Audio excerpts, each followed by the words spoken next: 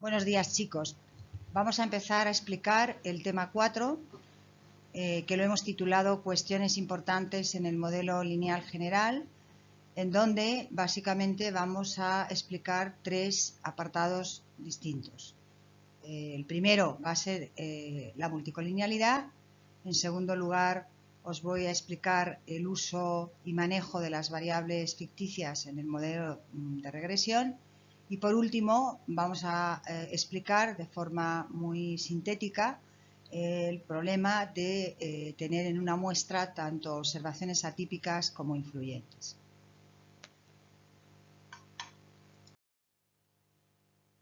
Una de los segundos apartados que tiene este tema de cuestiones importantes del modelo lineal general es el uso de las variables ficticias en un modelo de regresión.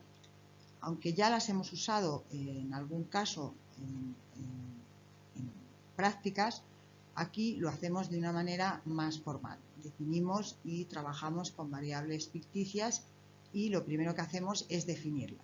Definimos una variable ficticia o dummy como una variable que es artificial, que está construida por el investigador y que por convención esta variable siempre suele tomar valor 1 o valor 0. Y las variables ficticias tienen distintas utilidades en un modelo econométrico. Una utilidad que todavía no hemos explicado, pero que lo haremos, sería usar variables ficticias para llevar a cabo los llamados contrastes de cambio estructural. Otra utilidad de las variables ficticias sería usarlas para captar en los datos lo que llamamos estacionalidad determinista.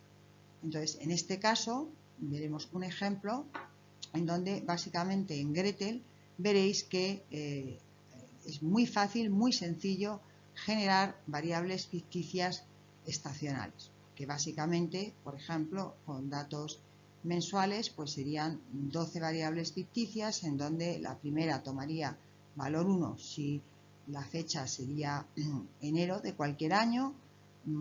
Después tendríamos otra variable ficticia que tomaría valor 1 en los febreros de todos los años y 0 en el resto, y así sucesivamente.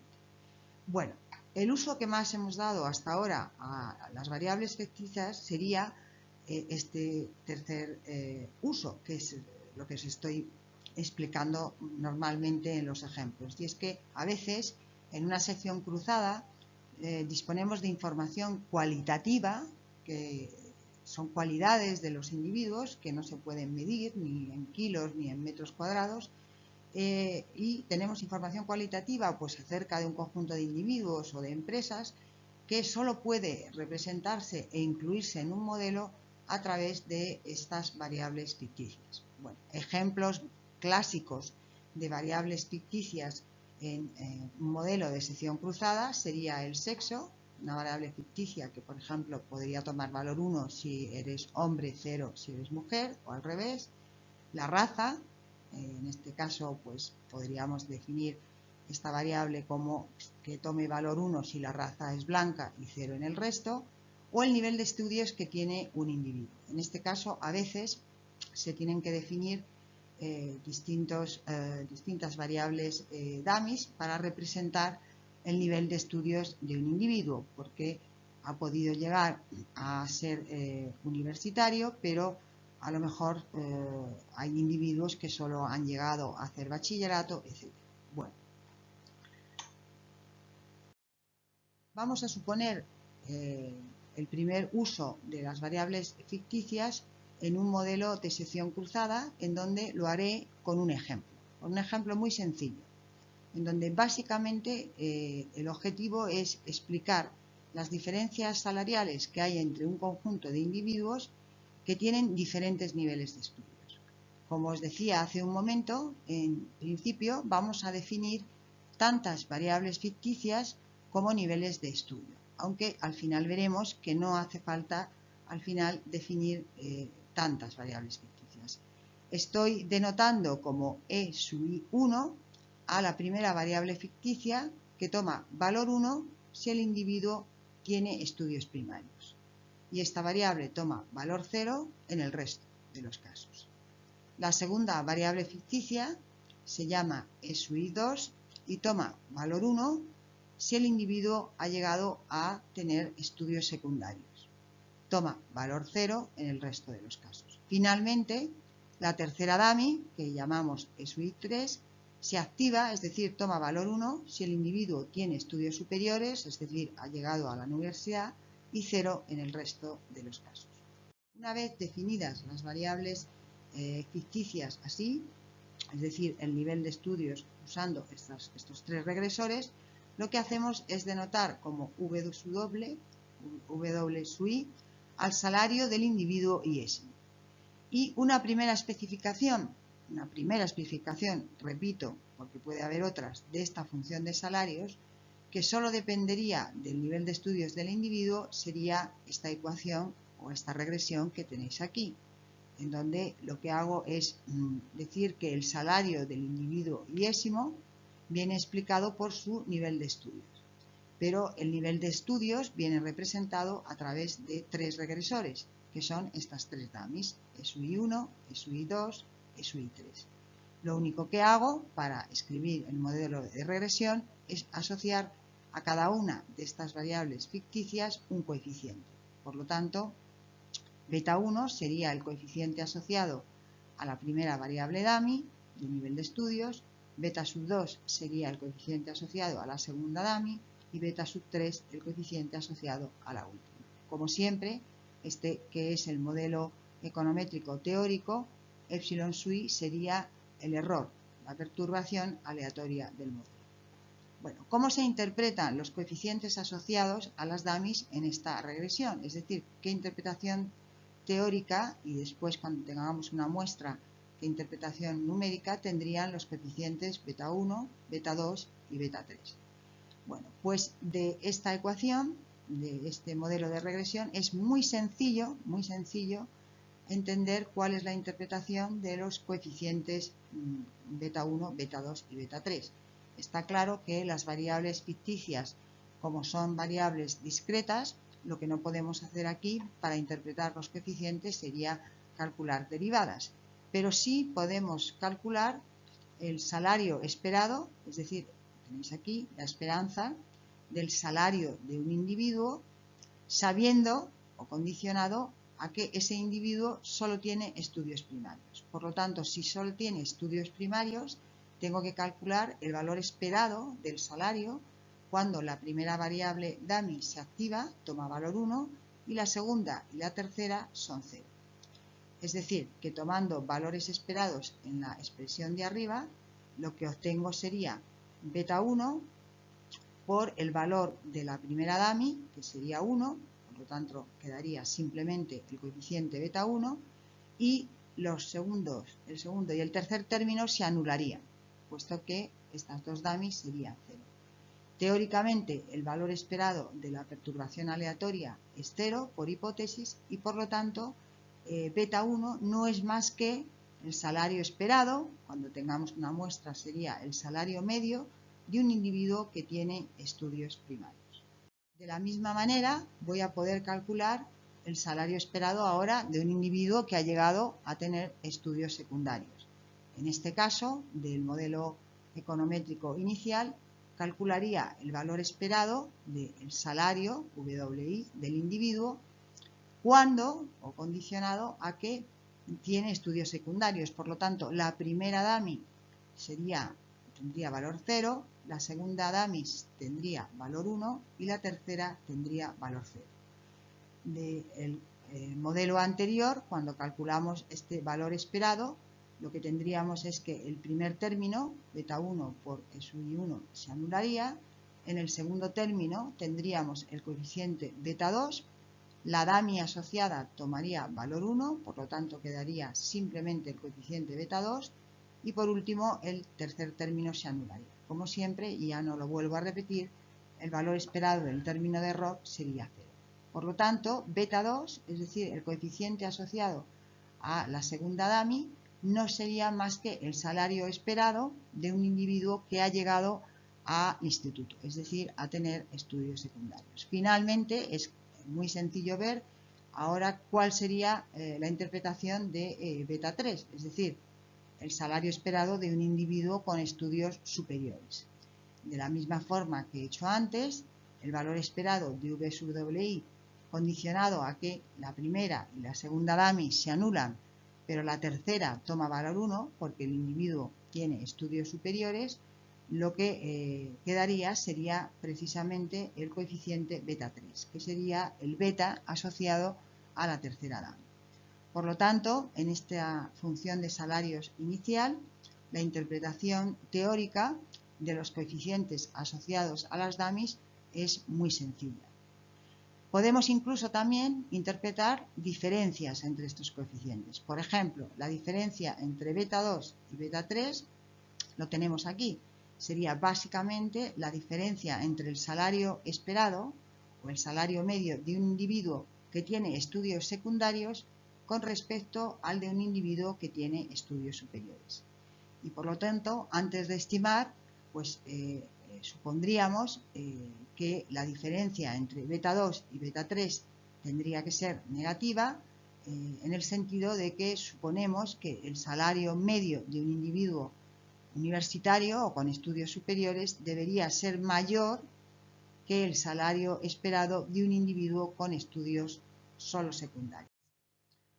Imaginemos que en la función de salarios anterior incluyéramos un término constante, es decir, que quisiéramos incluir un término constante y después los regresores que hacen referencia al nivel de estudios, es decir, las tres DAMIs que definen si tienes estudios primarios, secundarios o universitarios.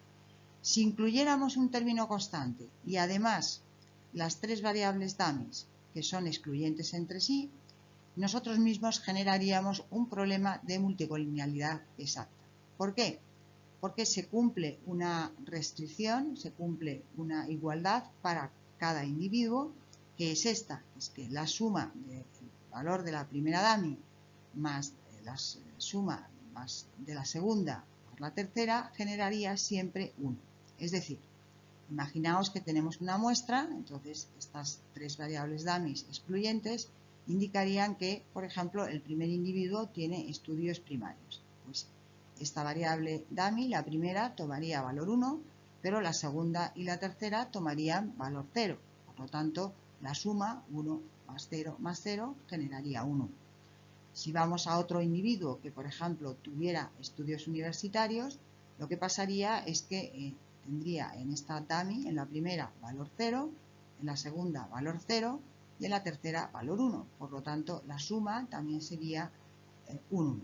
Si esto lo hacemos para toda la muestra, lo que tenemos es que hay una combinación lineal exacta entre los regresores del modelo. Y esto es lo que hemos definido como un problema de multicolinealidad exacta. Es decir, que la suma de estas tres DAMIs excluyentes generaría una columna de unos que sería el término constante de la regresión. A pesar de que esto parece un problema importante, se resuelve fácilmente. Es decir, que lo que tenemos que hacer para evitar tener multicolinealidad exacta, si queremos que en el modelo haya un término constante, es eliminar una de las variables ficticias, la que queramos, pero yo voy a eliminar la primera, pero tener en cuenta que si uno elimina la segunda o la tercera, los modelos son totalmente equivalentes, pero habría que ver que la interpretación de los coeficientes cambiaría. Yo en la clase que estoy dando, lo que voy a hacer es eliminar la primera DAMI, es decir, la variable es un límite. Por lo tanto, la especificación del modelo teórico sería ahora que V sub I, el salario de cada individuo, es igual a una constante que la estoy denotando como alfa sub 1, más un coeficiente asociado a la segunda DAMI, que sería a la asociada a estudios secundarios, el coeficiente lo llamo alfa 2, más el término alfa 3 por E sub I3, que sería asociado al nivel de estudios superiores. Por último, sumo, como siempre, el término de error del modelo. ¿Cuál es ahora la interpretación de los coeficientes en este modelo? Bueno, la interpretación de los coeficientes en este modelo también es muy sencilla. Lo único que tengo que hacer es, como antes, usar el modelo teórico para calcular el salario esperado para un individuo que tenga estudios primarios, estudios secundarios y estudios superiores. En concreto, si calculo el valor esperado del salario de un individuo que tiene estudios primarios, como he eliminado la DAMI primera, es decir, SUI 1, cuando calculo este valor esperado, lo que ocurre es que solo queda la constante del modelo, es decir, alfa sub 1, porque los otros dos términos, es decir, alfa 2 por SUI 2 más alfa 3 por SUI 3 se anularían y por último la esperanza del término de error sería 0. Cuando quiero calcular el salario esperado de un individuo con estudios secundarios, hago lo mismo, pero ahora al calcular la esperanza del salario de un individuo cuando la primera DAMI es igual a 0, la segunda es igual a 1 y la tercera es igual a 0, lo que ocurre es que el término constante alfa 1 siempre va a estar. Es decir, que tendría alfa 1 más, como estoy en estudios secundarios, el coeficiente alfa 2 por la segunda DAMI, que sería 1, quedaría directamente alfa 2 y el tercer término se anularía. Por lo tanto, en este caso, el salario esperado para un individuo con estudios secundarios es la suma del término constante más el coeficiente asociado a ese regreso. Por último, si calculamos el salario esperado para un individuo que tiene estudios superiores, lo que ocurre es que al tomar esperanzas, lo que tenemos es que tendríamos, como siempre, el término constante siempre estaría, pero el segundo término se anularía y quedaría simplemente el coeficiente alfa sub 3, multiplicado por la DAMI SUI 3, que se hace, toma valor 1 en este caso. Por lo tanto, la suma de estos dos coeficientes, la constante alfa 1 y el coeficiente asociado a la DAMI de estudios superiores, es como se interpretaría el salario de un individuo con estudios superiores. También podemos hacer como antes, es decir, podemos interpretar antes de estimar, por ejemplo, la diferencia que se espera entre el salario de un individuo con estudios secundarios, que lo tenemos aquí, sería la suma de la constante alfa 1 más el coeficiente alfa 2, con respecto a un individuo con estudios primarios, en donde hemos visto que en este caso el salario esperado es simplemente alfa 1. Luego la diferencia entre estos dos salarios sería alfa 1 más alfa 2 menos alfa 1. Es decir, que el coeficiente alfa 2 sería el efecto diferenciador que habría entre el salario de un individuo que ha llegado a hacer estudios secundarios con respecto a un individuo que ha llegado solo a hacer estudios primarios. Y podemos esperar, antes de estimar, de hecho, que esta diferencia debería ser positiva. Bueno, vamos a usar otro ejemplo, aunque lo haremos también con Gretel, en aula informática o en el aula habitual. Los datos de muestra también que aparecen en Gretel y que también aparecen en el texto de Boole. En este caso, lo que tenemos es datos sobre la variable dependiente del salario por hora en dólares de 1.260 trabajadores, que está aquí marcada en azul. Es decir, esa sería la variable dependiente del modelo. Bueno, además de esa variable, en este dataset aparecen muchísimas características de los individuos, de estos 1.260 trabajadores, que son factores que suelen ser comunes en la determinación del salario, como el nivel de educación, los años de experiencia, el sexo, que va a ser una variable DAMI, la raza del individuo, si el trabajador pertenece a un sindicato o no, en este caso también tendríamos una variable DAMI, es la que llama union aquí, y en este dataset lo más curioso es ver y contrastar que se ha recogido una variable que se llama look, que tiene que ver con la belleza, con el aspecto físico del trabajador. Entonces, lo curioso es ver si, además de la educación, la experiencia, etcétera, el aspecto físico de un individuo es significativo a la hora de explicar diferencias salariales. Esta variable de belleza lo que se hace es recoger a través de una variable que toma valor 1, 2, 3, 4 y 5, de tal forma que tenemos que saber que si el individuo en esta variable toma valor 1, es que tiene un aspecto físico malo, bueno, pues es bastante feo, hasta llegar al nivel máximo que es 5. Entonces, si el individuo ahí toma valor 5, pues es que tiene muy buena presencia. Bueno, pues es un bellezón. Lo que aparece aquí sería la salida, también estándar, que ya reconocéis, de la estimación por mínimos cuadrados ordinarios de este modelo, en donde he usado como variable dependiente el salario en nivel, es decir, el salario en dólares por hora. Y lo que he hecho ha sido, sin término constante, incluir dos variables dummy, que son las siguientes. Male es una variable dummy que toma valor 1 si eres hombre y valor 0 si eres mujer. Y he definido otra variable dummy, female, que toma valor 1 si eres mujer y valor 0 si eres hombre.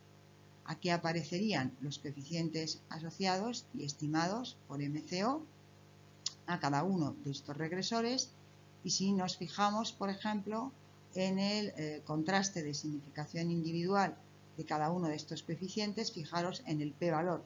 Son valores prácticamente ceros, por lo tanto, de hecho, estas 3 estrellas indican que estas dos variables, el ser hombre o el ser mujer, son muy significativas o serían significativas a cualquier nivel de significación a la hora de explicar las diferencias salariales de esta muestra. ¿Cómo podemos interpretar estos coeficientes? Pues muy fácilmente, es decir, si calculamos el salario medio, en este caso, como ya tenemos una muestra, calcularíamos el salario medio de un hombre, está claro que el valor de esta primera dummy se haría 1 y el coeficiente asociado a female se anularía. Es decir, que si nos fijamos en este número, 7.37 sería el salario en dólares por hora que tendría en esta muestra por término medio un hombre. ¿De acuerdo? Si quisiéramos calcular el salario medio de una mujer, lo que haríamos sería, como antes, ver aquí que en el modelo, si eres mujer, la primera dummy se anula, male se anula y esta segunda dummy, female, sería 1. Luego el coeficiente asociado sería 4.39 y en la escala en la que tenemos sería que en esta muestra, por término medio, una mujer gana 4,30 dólares por hora. Es decir, gana menos que un hombre que gana 7,37 dólares por hora, teniendo en cuenta solo que el salario viene explicado por ser hombre o por ser mujer. También en esta salida estándar de la estimación de un modelo por MCO, podemos simplemente ver que el salario medio de un trabajador en esta muestra, independientemente de que sea hombre o mujer, lo tenemos calculado. ¿En dónde hay que fijarse? Pues hay que fijarse aquí, donde tengo el puntero, donde se calcula la media muestral de la variable dependiente. La media muestral de la variable dependiente, que es el salario, es 6.30. Es decir, que el salario medio de un trabajador en esta muestra, independientemente de ser hombre o mujer, sería de 6,31 dólares a la hora. Lo que he hecho aquí en esta siguiente regresión es eliminar una de las variables ficticias, en concreto he eliminado la variable male e incluido un término constante. Lo que vamos a ver es que los resultados tienen que ser totalmente equivalentes a los de la transparencia anterior, aunque la interpretación de los coeficientes va a cambiar. Bueno, la variable dependiente sigue siendo el salario, he incluido un término constante y la dummy que se activa, female, cuando eres mujer toma valor 1 y cuando eres hombre toma valor 0. Como veis, he eliminado la variable que tiene que ver con ser hombre, es decir, male. ¿Cómo se calcula aquí el salario medio de un hombre y de una mujer? Bueno, pues el salario medio de un hombre sería esta constante, puesto que si eres hombre, esta dummy sería 0, por lo tanto este coeficiente se anularía. Y por lo tanto es totalmente equivalente a lo que hemos visto antes. El salario medio de un hombre sería $7,37 que gana a la hora, mientras que el salario medio de una mujer sería, de acuerdo con esta regresión, la constante más el coeficiente asociado a esta dummy, porque si eres mujer, female toma valor 1 y por lo tanto la diferencia entre este coeficiente, redondeando a dos decimales, 7,37 menos 3,07, sale $4,30 a la hora, que sería el salario medio de una mujer. Como veis, es un modelo totalmente equivalente al anterior.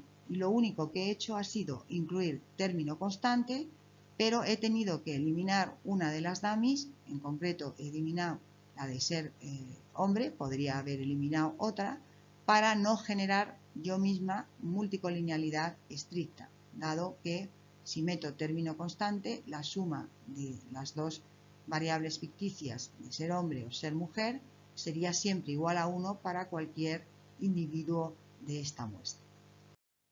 Por último, para que veáis la salida de lo que te informa Gretel cuando incluyes la constante y las dos variables ficticias, es que aparece, y lo he marcado en rojo, este mensaje, que es que te dice que, puesto que has incluido un término constante junto con dos dummies, male y female, que son excluyentes entre sí, pues la suma de estas dos dummies para cualquier individuo genera una columna de IMUS, que es un término constante. Y te avisa de que has generado colinealidad exacta, pero también te resuelve el problema. Es decir, en esta línea te dice que lo que ha hecho ha sido eliminar una de las dummies. En este caso, ha eliminado la dummy referente a ser mujer, que es female. El modelo, como antes, es totalmente equivalente a los anteriores. Fijaros que, en este caso, si uno quisiera calcular el salario esperado de una mujer, lo que tendría que sería, el valor esperado del salario sería la constante, por supuesto, que siempre está, 4,30. Si eres mujer, esta variable toma valor 1, luego la suma entre 4 más 3, ¿de acuerdo? 3,07 sería el salario medio de una mujer. Y si quieres calcular, no, el salario medio de un hombre, ¿de acuerdo? Porque si eres una mujer, el salario esperado de una mujer, esta constante es 4,30 y este término se anula. Sin embargo, el salario medio de un hombre sería simplemente la suma de estos dos coeficientes. Si es un hombre, esta variable ficticia toma valor 1, luego tenemos que la suma de 4,30 más 3,07, es decir, 7 y pico $7 a la hora, era lo que ganaba un hombre. Es totalmente equivalente esta regresión y las dos anteriores. Y lo único que tenemos que tener cuidado es en no generar nosotros mismos multicolinealidad, incluyendo las dos variables ficticias excluyentes junto con la constante, y teniendo cuidado también a la hora de interpretar los coeficientes asociados a estas dummies, es decir, a la hora de calcular, en este caso, el salario esperado de un hombre o de una mujer.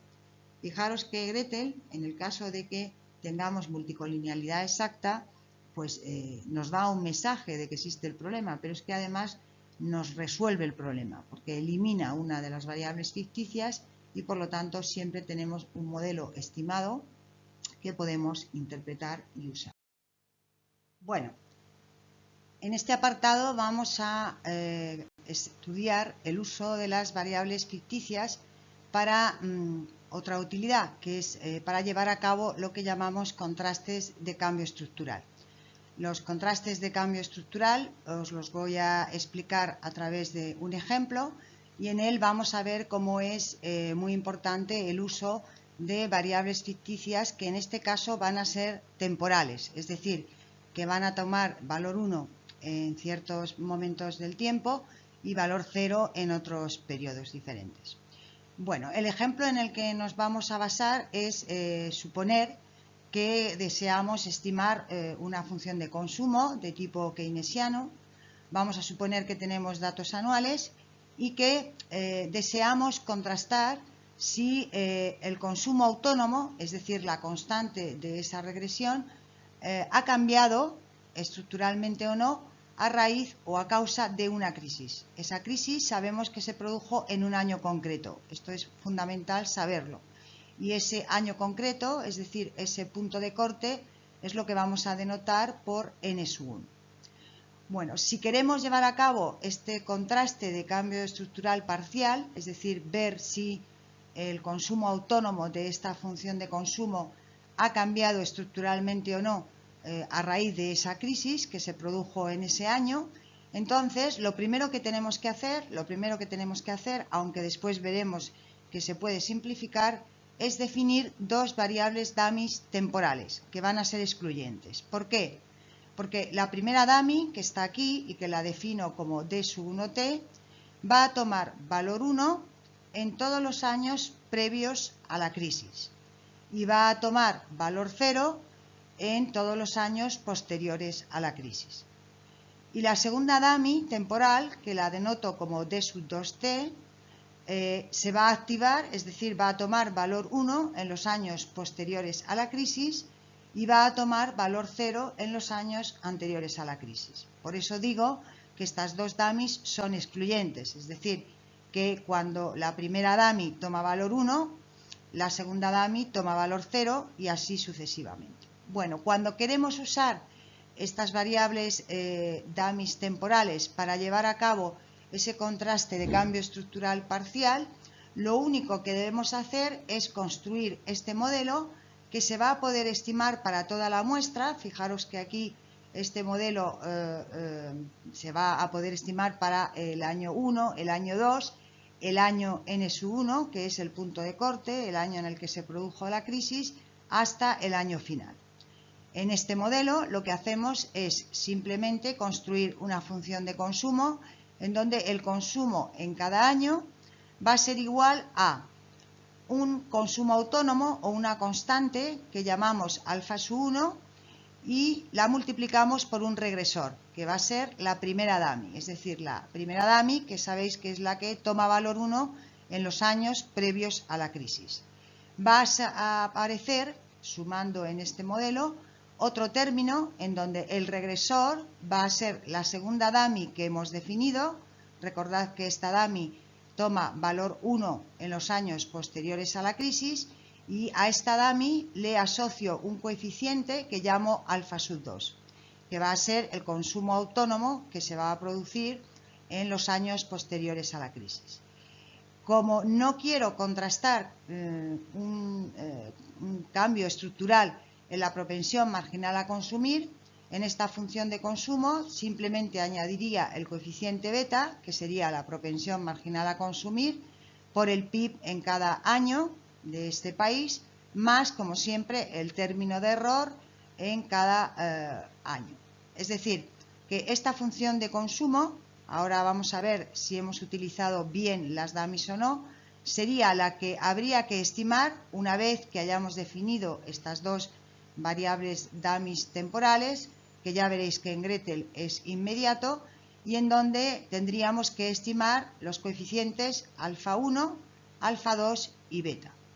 ¿Cómo sabemos que hemos utilizado bien estas variables ficticias para llevar a cabo un contraste de cambio estructural en el término constante de la función de consumo, es decir, en el consumo autónomo? Bueno, pues lo que hacemos básicamente es desglosar la función de consumo anterior en dos funciones de consumo. La primera sería la función de consumo que se produciría en los años previos a la crisis. Tenemos que recordar que en estos años la primera dummy se activa, es decir, toma valor 1, mientras que la segunda dummy toma valor 0. Por lo tanto, si estamos escribiendo la función de consumo en los años previos a la crisis, del modelo anterior lo que tendríamos sería que el consumo en cada año sería igual al primer término, que era alfa sub 1 por d sub 1t, pero la primera dummy se toma valor 1 en los años previos a la crisis, luego simplemente quedaría la constante alfa sub 1.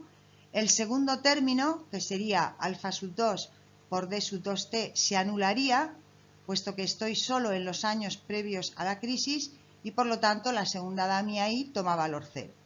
Por último, quedaría la propensión marginal a consumir o la pendiente beta por el PIB en esos años, más el término de error. Recordad que estoy escribiendo la función de consumo para los años previos a la crisis, es decir, que esta función de consumo solo se podría estimar para el año 1, el año 2, hasta el año N-1, que es el año en el que se produjo la crisis. De esa misma función vamos a poder desglosar otra, que sería la función de consumo que se produciría en los años posteriores a la crisis. ¿Y qué es lo que sabemos en los años posteriores a la crisis? Pues que pasa lo contrario con las dummies. La primera dummy toma valor 0 y la segunda dummy en esos años toma valor 1. Luego, de la función de consumo en la transparencia anterior, lo que nos quedaría sería que en los años posteriores a la crisis tendríamos una función de consumo diferente, dado que el consumo en esos años sería igual al primer término alfa sub 1 por d sub 1, pero ese término se anularía porque d sub 1 toma valor 0 en los años posteriores a la crisis. El segundo término sería alfa 2 por d sub 2t, pero como estoy en los años posteriores a la crisis, la segunda dummy toma valor 1. Por lo tanto, ese segundo término queda reducido a alfa sub 2 por 1, es decir, a esta constante. Por último, quedaría la propensión marginal a consumir, es decir, beta por el PIB en esos años, más el término de error. Y, por tanto, esta función de consumo solo se podría estimar para los años posteriores a la crisis, es decir, que t correría desde el año n-1 más 1 hasta el año n. En realidad, teniendo en cuenta estas dos funciones de consumo, la que se produce en los años previos a la crisis y en los años posteriores a la crisis, el contraste de cambio estructural parcial que queremos hacer, que es ver si el consumo autónomo, es decir, si alfa sub 1 ha cambiado estadísticamente o no, con respecto al consumo autónomo alfa sub 2 a raíz de la crisis, es simplemente un contraste de hipótesis muy sencillo, en donde vamos a poder usar un único modelo, que ahora lo repetiremos, pero básicamente la hipótesis nula que quiero contrastar lo veis aquí, que es que el consumo autónomo en los años previos a la crisis, es decir, que alfa sub 1 sea estadísticamente igual a alfa sub 2, que es el consumo autónomo en los años posteriores a la crisis. Por lo tanto, voy a poder utilizar el modelo con el que he comenzado, que es el modelo que se puede estimar y que de hecho Gretel estima usando toda la muestra, es decir, desde el año 1 hasta el año n, incluyendo el punto de corte, que es el año de la crisis. Ya recordáis que en este caso la función de consumo sería estimable desde el punto de vista de este modelo, en donde hemos construido como regresores dos variables dummies, que estarían aquí, d sub 1t y d sub 2t. Después, a cada una de estas dummies, Gretel lo que hace es estimar una constante, que en este caso sería alfa sub 1, la asociada a d sub 1, alfa sub 2 sería el coeficiente o parámetro que va a estimar asociado a esta segunda dummy, y además ya sabemos por la transparencia anterior la interpretación que tiene alfa 1 y alfa 2. Alfa 1 sería el consumo autónomo de los años previos a la crisis y alfa sub 2 sería el consumo autónomo en los años posteriores a la crisis.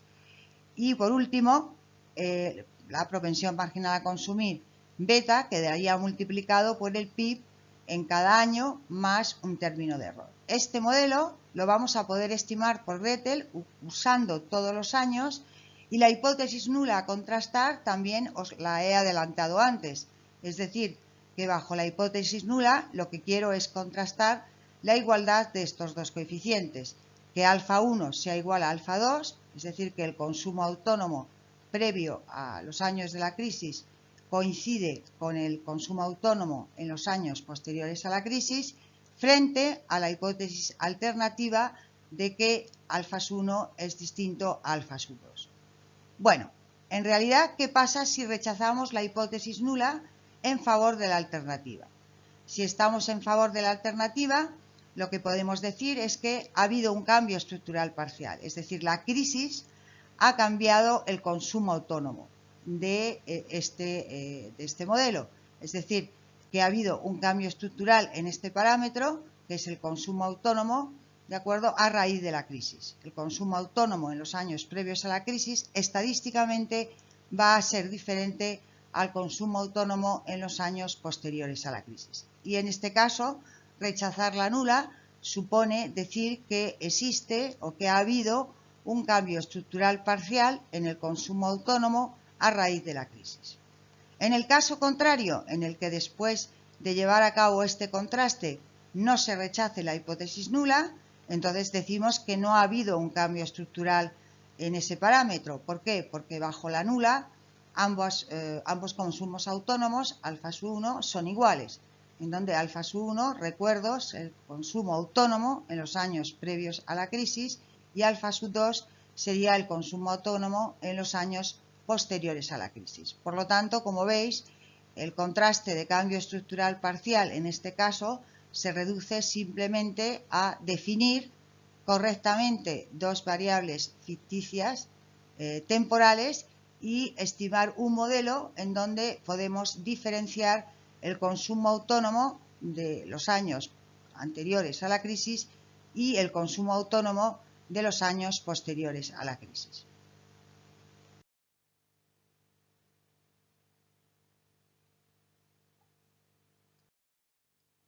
Bueno, otro ejemplo de contraste de cambio estructural usando la misma función de consumo sería plantearse el contraste de un cambio estructural global, es decir, pensar que queremos contrastar si esa crisis ha alterado estructuralmente la relación entre el consumo y el PIB en todos sus parámetros, es decir, si la crisis ha cambiado estadísticamente no solo el consumo autónomo de esa función, sino también la propensión marginal a consumir.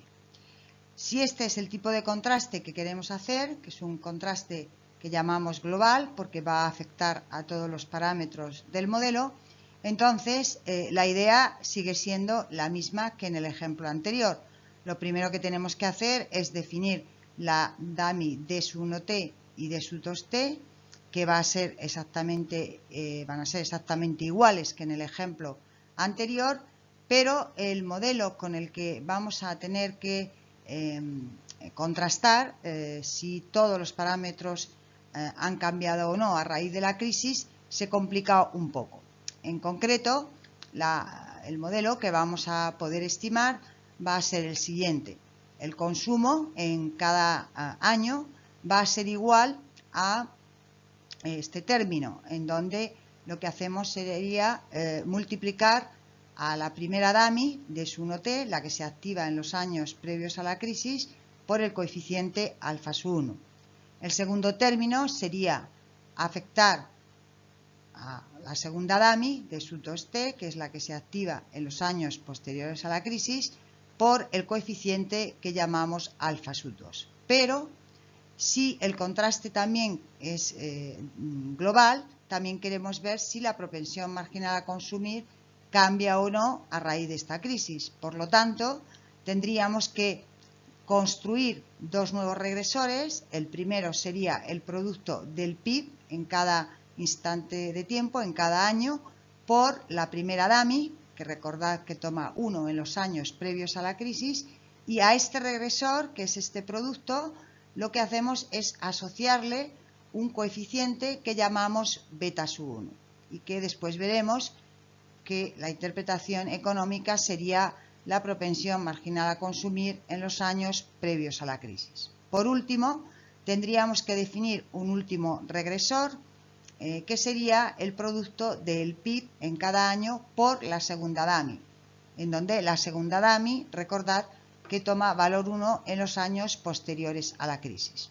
Una vez que hemos construido este último regresor, que es este producto, lo que hacemos es asociar al mismo un parámetro nuevo, que llamamos beta sub 2 y que será, como veréis en la siguiente transparencia, la propensión marginal a consumir en los años posteriores a la crisis. Bueno, ¿cuál sería la hipótesis nula a contrastar en este caso? Pues en este caso lo que queremos ver es si conjuntamente tanto el consumo autónomo como la propensión marginal a consumir ha cambiado antes o después de la crisis. Por lo tanto, bajo la hipótesis nula tendríamos dos restricciones. La primera sería ver si alfa 1 es igual a alfa 2, es decir, si el consumo autónomo antes de la crisis coincide con el consumo autónomo después de la crisis, y la segunda restricción bajo la nula sería ver si beta 1, es decir, si la propensión marginal a consumir antes de la crisis coincide con la propensión marginal a consumir en los años posteriores a la crisis. Y este parámetro lo hemos denotado como beta sub 2. Este es un contraste de hipótesis también muy sencillo. La única diferencia con el caso anterior es que, como bajo la nula tenemos dos restricciones, ¿de acuerdo? Ver si los consumos autónomos son iguales y las propensiones marginales a consumir también, entonces no podríamos usar el estadístico T, sino que habría que usar el estadístico F correspondiente.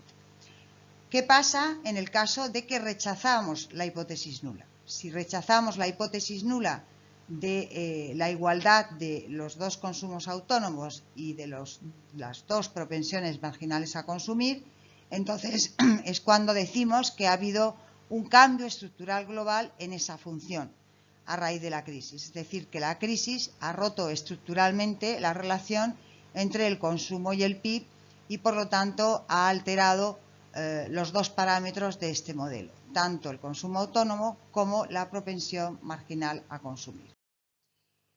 ¿Qué es lo que ocurre? Bueno, pues que normalmente podemos trabajar con un modelo más sencillo que el anterior. ¿Por qué? Porque es evidente, ahora lo vais a ver, que vamos a poder prescindir de una de las dos DAMIs que hemos definido, D1 y D2. ¿Por qué? Porque sabemos que se cumple una restricción entre ellas, que sería que la suma de la primera DAMI con respecto a la segunda, es decir, D1T más D2T, siempre es igual a 1 para cualquier año de la muestra. ¿Por qué? Porque si estamos en un año previo a la crisis, la primera DAMI va a tomar valor 1, pero la segunda toma valor 0. Luego 1 más 0 es igual a 1. Si estamos en cualquier año posterior a la crisis, ¿qué es lo que va a ocurrir? Pues que la primera DAMI va a tomar valor 0 y la segunda va a tomar valor 1. Luego la suma, 0 más 1, siempre va a ser igual a 1. Bueno, por lo tanto, esta restricción, esta combinación, esta igualdad que se cumple con respecto a estas dos DAMIs que son excluyentes, la podemos usar para eliminar una de las variables que estamos utilizando. Yo, en este ejemplo, voy a eliminar la primera DAMI, pero ojo, se puede eliminar la segunda. Os animo a que si eliminéis la segunda, hagáis el mismo proceso que voy a hacer yo ahora aquí. El modelo va a ser totalmente equivalente, pero la interpretación de los parámetros asociados a los regresores cambia si eliminamos una DAMI o si eliminamos otra. Bueno, como yo he dicho, en este ejemplo voy a eliminar la primera DAMI. ¿Qué quiere decir? Pues lo único que quiere decir es que en el modelo que voy a estimar para toda la muestra, cada vez que aparezca la primera DAMI de su 1T, la voy a sustituir por su relación con la segunda, es decir, por la resta entre 1 menos D sub 2T. En concreto, si tenemos la función de consumo global de la transparencia anterior, tendríamos que el consumo en cada año sería igual al primer término, que era alfa sub 1 por D sub 1t, pero ahora D sub 1t tiene esta relación con la segunda dummy y por lo tanto lo que hacemos es simplemente sustituir aquí esa relación, es decir, la distancia entre 1 menos D sub 2t. El segundo término de ese modelo que vamos a estimar sería simplemente alfa sub 2 por la segunda dummy. Después tendríamos el tercer término, que era igual a beta 1 por el producto del PIB por la primera dummy. Y el producto del PIB por la primera dummy era el regresor que había que construir. Pero aquí tenemos que sustituir esa primera dummy de su 1t por su relación con la segunda. Es decir, que multiplicaríamos aquí por 1 menos d sub 2t. Finalmente, el último término no cambia, es decir, que tendríamos beta 2 por el regresor asociado a ese coeficiente, que sería el producto del PIB por la segunda dummy. Aquí, en esta regresión, en donde estoy apuntando, lo que vamos a hacer es reagrupar términos, es decir, que tenemos que multiplicar, lo tenemos aquí abajo, alfa sub 1 por 1, alfa sub 1 por d sub 2t con signo contrario y reagrupar esto con este segundo término. En concreto, lo que tendríamos sería lo siguiente, que la función que vamos a estimar sería que el consumo en cada año sería igual al producto de alfa sub 1 por la unidad, que quedaría simplemente esta constante, alfa sub 1, pero después en el regresor d sub 2, porque la segunda dummy es un regresor, tenemos dos términos. Tendríamos con signo positivo el coeficiente alfa sub 2 y con signo negativo tendríamos el coeficiente alfa sub 1. Por lo tanto, el segundo término que tendríamos aquí sería que el regresor d sub 2t, que vamos a construir, esta dummy, ¿de acuerdo?, iría asociada a un coeficiente que va a estimar, pero que sabemos que económicamente es la diferencia entre alfa 2 y alfa 1. Es decir, es la diferencia entre el consumo autónomo que se produce después y antes de la crisis. Bueno, seguimos reagrupando términos y por lo tanto lo que tenemos es que multiplicar ahora este producto beta 1 por el PIB por la unidad, quedaría exactamente aquí, es decir, la propensión marginal a consumir en los años previos a la crisis por el PIB en cada año, más quedaría un término en ¿qué regresor? Pues en el regresor que es el producto del PIB por la segunda dummy. Este regresor aparece aquí en el último término, el PIB por la segunda dummy, pero también aparece cuando multipliquemos aquí beta 1 por el PIB por d sub 2, pero cambiado de signo. Por lo tanto, lo que hacemos es asociar a este regresor, que es el producto del PIB por la segunda dummy, un coeficiente que va a ser igual a con signo positivo beta 2 y con signo negativo beta 1. Por lo tanto, el coeficiente que Gretel va a estimar asociado a este regresor, que es el producto del PIB por la segunda dummy, va a ser la distancia o la diferencia entre la propensión marginal a consumir en los años posteriores a la crisis con respecto a la propensión marginal a consumir en los años previos a la crisis. Si denotamos por gamma sub 1 esa diferencia entre alfa sub 2 y alfa sub 1, que sería la diferencia entre el consumo autónomo, recordad, posterior a la crisis, consumo autónomo anterior a la crisis, denotamos por gamma sub 2 esa distancia entre la propensión marginal a consumir en los años posteriores a la crisis con respecto a los años previos a la crisis. El contraste de cambio estructural global que tenemos que hacer es un poco más complejo que el primero, pero se reduce simplemente a contrastar bajo la hipótesis nula si estos dos coeficientes, gamma 1 es igual a 0 y gamma 2 es igual a 0, porque gamma 1 ya se interpreta como la diferencia entre los consumos autónomos en los años posteriores y anteriores a la crisis, y gamma 2 ya tiene la interpretación que os he dicho, que no es más que la distancia entre la propensión marginal a consumir en los años posteriores y anteriores a la crisis. La hipótesis alternativa sería que gamma 1 es distinto de 0 y gamma 2 distinto de 0, y cuando llevamos a cabo este contraste que al tener dos restricciones bajo la nula nos obligaría a usar el estadístico F, lo que ocurre es que si rechazamos la nula y estamos en favor de la alternativa, vamos a decir que existe un cambio estructural global en los parámetros de esta función. Es decir, que la crisis ha alterado estructuralmente esta función tanto en el consumo autónomo como en la propensión marginal a consumir.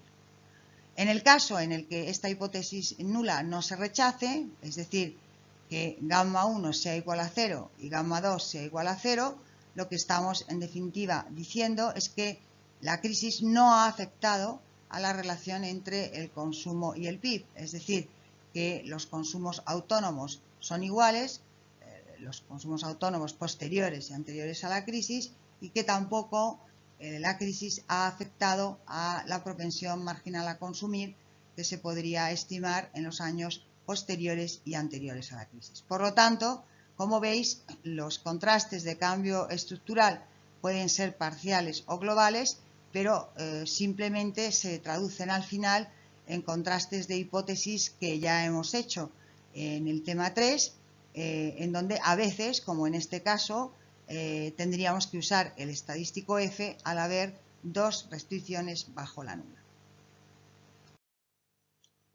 Bueno, el último uso que vamos a ver de las variables ficticias es el tratamiento que le podemos dar a la estacionalidad determinista y que podemos hacerlo a través de un conjunto de variables dummies que, como veréis, se van a definir también de forma diferente. Lo primero que tengo que hacer, aunque sea de una forma muy sintética, es definiros qué entendemos por estacionalidad en los datos. Bueno, cuando una serie temporal cualesquiera, es estacional, lo que queremos decir es que cada año esa serie repite una pauta de comportamiento, ¿de acuerdo?, que está normalmente ligado a la estación, es decir, a que estamos en verano y hace calor, o estamos en verano y hay vacaciones, o a festividades, etcétera. Por ejemplo,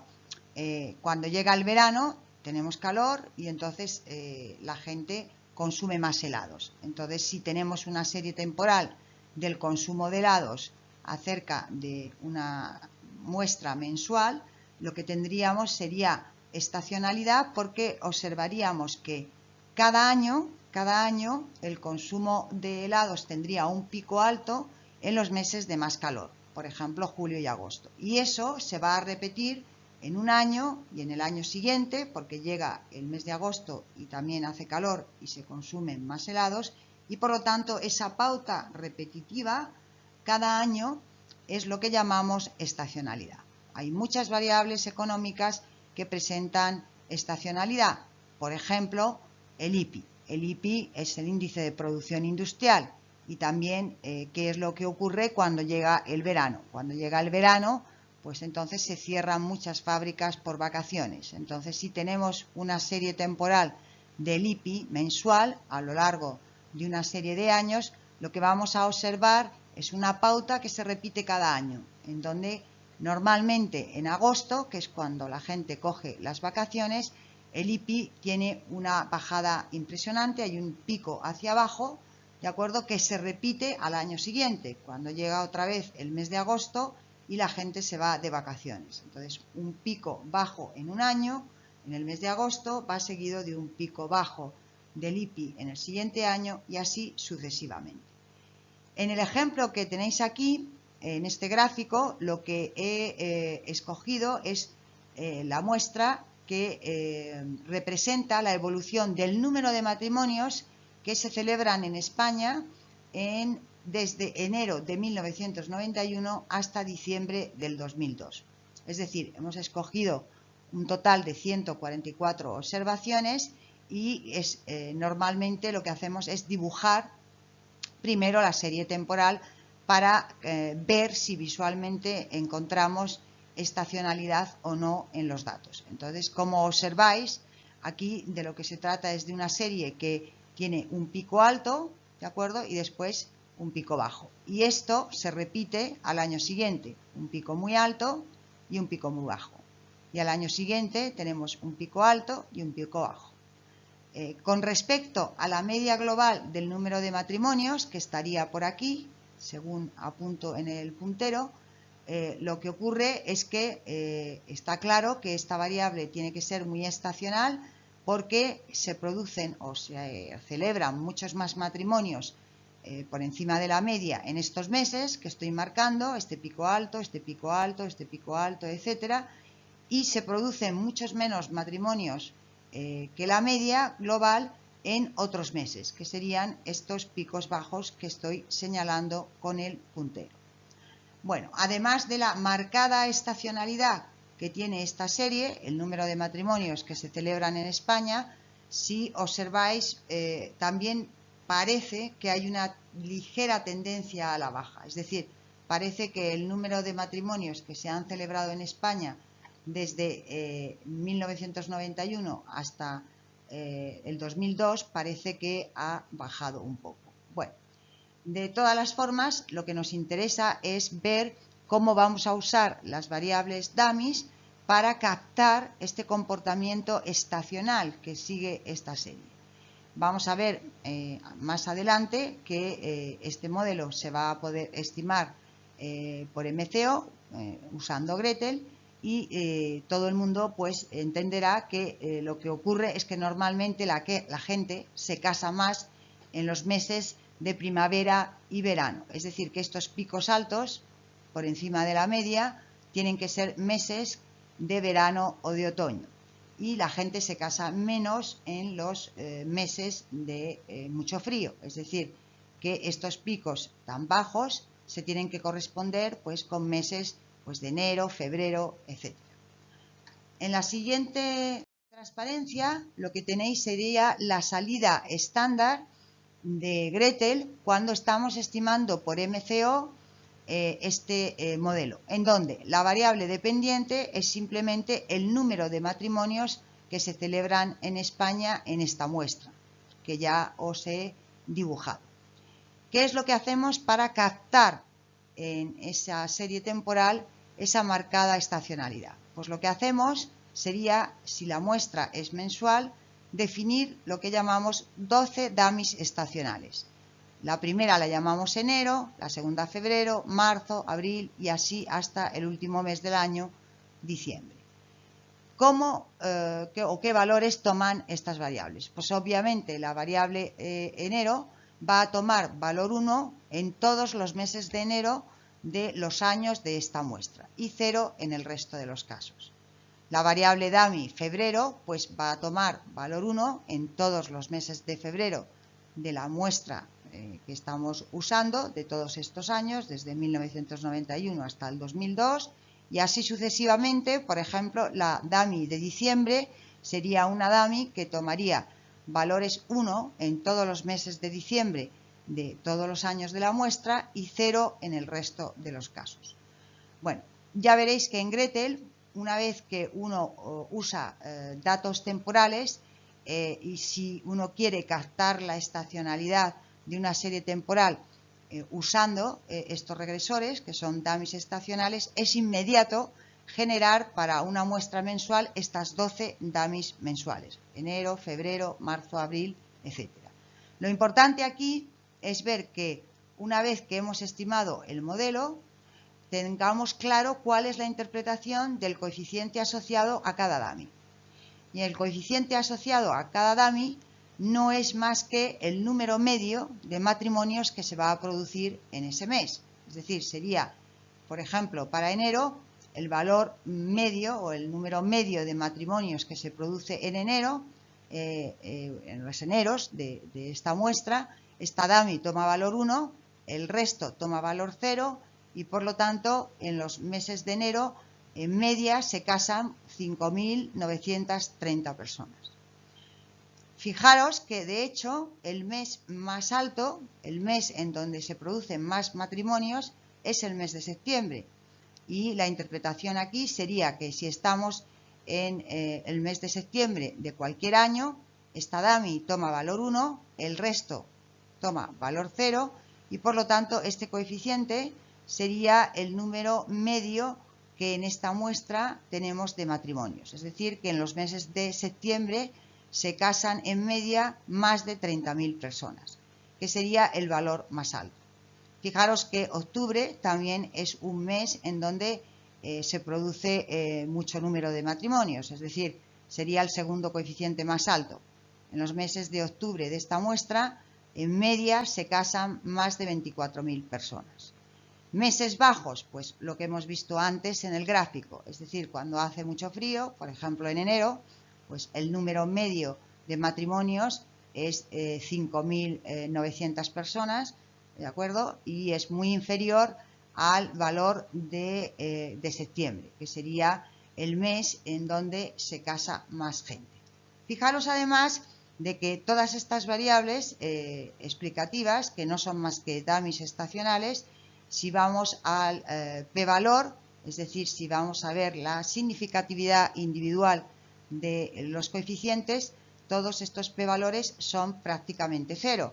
Y como ya sabéis, estas 3 estrellas que aparecen asociadas a esta probabilidad, lo que nos indican es que todas estas variables, las 12 variables dummies, serían individualmente significativas a cualquier nivel de significación que escojamos. También es curioso, fijaros, que simplemente incluyendo la estacionalidad que tiene esta serie temporal, el ajuste es muy bueno. Si nos fijamos en el R cuadrado es mayor que 0,93, es decir, que más del 93% de la variabilidad del número de matrimonios que se produce en esta muestra viene explicada simplemente por la estacionalidad. Y el resto pues vendría explicado lógicamente por otros regresores que no hemos incluido aquí.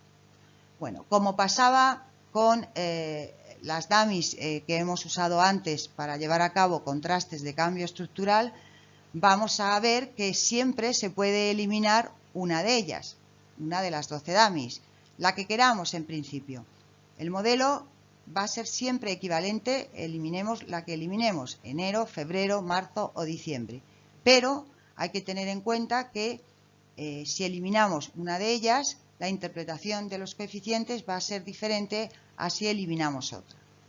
Lo que os propongo es que en este mismo ejemplo, en donde tenéis los datos en el campus virtual, en Gretel lo que hagáis será eliminar una de estas 12 dummies. Por ejemplo, os aconsejo, simplemente os digo que eliminéis la variable dummy diciembre para incluir un término constante. ¿Y por qué?